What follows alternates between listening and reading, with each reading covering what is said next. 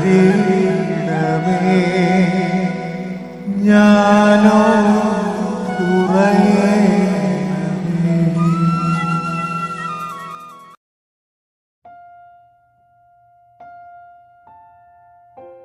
വിശുദ്ധ ലൂക്കായുടെ സുവിശേഷം അധ്യായം 6.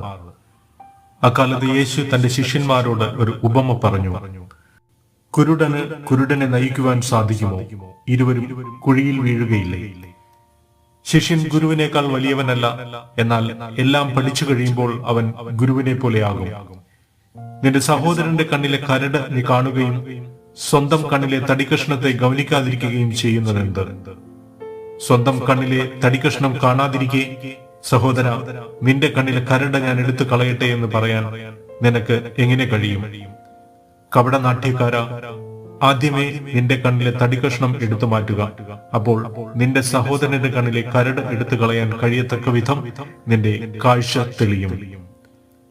കർത്താവിന്റെ സുവിശേഷം. ഇന്ന് തിരുസഭ വിശുദ്ധ ജോൺ ക്രിസോസ്റ്റോമിന്റെ തിരുനാൾ ആഘോഷിക്കുകയാണ്.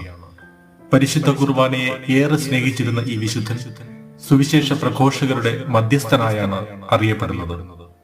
ജീവിതകാലം മുഴുവൻ സകലത്തിനും ദൈവത്തിന് സ്തുതിയുണ്ടായിരിക്കട്ടെ എന്ന് പതിവായി ഉച്ചരിക്കാറുള്ള വാക്കുകൾ ഉദ്ധരിച്ചുകൊണ്ട് ഈ ലോകത്തോട് വിട പറഞ്ഞ വലിയ ഒരു വിശുദ്ധനാണ് വിശുദ്ധ ജോൺ ക്രിസോസ്റ്റം. വിശുദ്ധ ജോൺ ക്രിസോസ്റ്റത്തിന്റെ സ്വർഗീയ മാധ്യസ്ഥം നമുക്ക് ബലമാവട്ടെ, അനുഗ്രഹമാവട്ടെ. വിശുദ്ധ ലൂക്കായുടെ സുവിശേഷം 6-ാം അധ്യായം 39 മുതൽ 42 വരെയുള്ള തിരുവചന ഭാഗങ്ങളാണ് ഇന്നത്തെ ധ്യാന വിഷയം. അന്യരെ വിധിക്കരുത് എന്ന് ക്രിസ്തു പഠിപ്പിക്കുന്ന വചനഭാഗമാണിത്. നിന്റെ സഹോദരന്റെ കണ്ണിലെ കരട് നീ കാണുകയും സ്വന്തം കണ്ണിലെ തടിക്കഷ്ണത്തെ ഗൗനിക്കാതിരിക്കുകയും ചെയ്യുന്നത് എന്ത് എന്ന ക്രിസ്തുവിന്റെ ചോദ്യം സ്വന്തം കുറവുകളെ മറച്ചുവെച്ച് മറ്റുള്ളവരുടെ നിറവുകളെ കണ്ടിട്ടും കുറവുകളെ ഉയർത്തിക്കാട്ടി അവരെ വിമർശിക്കുന്ന നമ്മൾ മനുഷ്യരുടെ സ്വഭാവ രീതിയോടുള്ള ക്രിസ്തുവിന്റെ പ്രതികരണമാണിത്. സ്വന്തം കണ്ണിൽ തടിക്കഷ്ണം ഇരിക്കെ മറ്റുള്ളവരുടെ കണ്ണിലെ കരടിനെ പോലും വിടാതെ വിമർശിക്കുന്ന നമ്മുടെയൊക്കെ ചിന്താശൈലിയും സ്വഭാവ ശൈലിയും ഇനിയും മാറേണ്ടിയിരിക്കുന്നു എന്ന് ക്രിസ്തു പഠിപ്പിക്കുകയാണ് ഇവിടെ. മറ്റുള്ളവരെ വിമർശിച്ചാൽ തങ്ങൾ വലിയവരായി എന്ന് ചിന്തിക്കുന്ന മിഥ്യാധാരണ യഥാർത്ഥത്തിൽ നമ്മുടെയൊക്കെ ജീവിതത്തിലെ കുറവിനെയാണ് എടുത്തുകാട്ടുന്നത്. മറ്റുള്ളവരുടെ വളർച്ച കണ്ട് നമ്മിലുണ്ടാകുന്ന അസൂയയും വിദ്വേഷവും നമ്മളെ വലിയവരാക്കുകയല്ല, മറിച്ച് ചെറിയവരാക്കുകയാണ് ചെയ്യുന്നത്. നമ്മുടെ കുറവുകളെ പരിഹരിച്ച് മറ്റുള്ളവരുടെ നിറവുകളെ പ്രോത്സാഹിപ്പിക്കുമ്പോഴാണ് നമ്മളും വളർച്ച പ്രാപിക്കുന്നത്.